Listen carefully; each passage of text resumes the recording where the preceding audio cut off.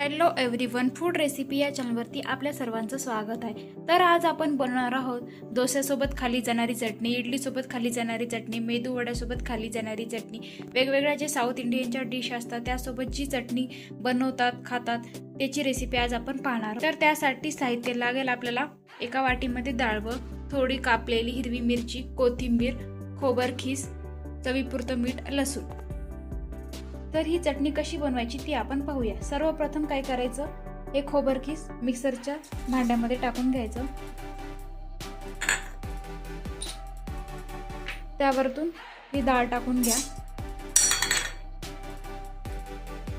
त्यानंतर यामध्ये हिरवी मिरच, वरतून कापलेली कोथिंबीर, 5-6 लसूणच्या पाकळ्या आणि चवीनुसार मीठ आणि वरतून थोडंसं पाणी घालून हे मिक्सरमधून ग्राइंड करून घ्या.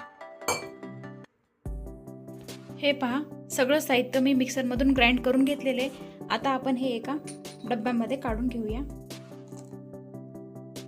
काढून झाल्याच्या नंतर आपण आता याला तडका देऊया.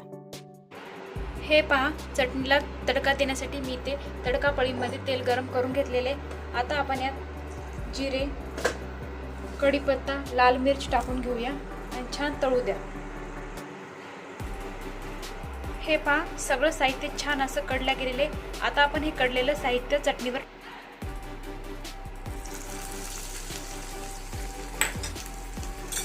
टाकून हे छान असं मिक्स करून घेऊया.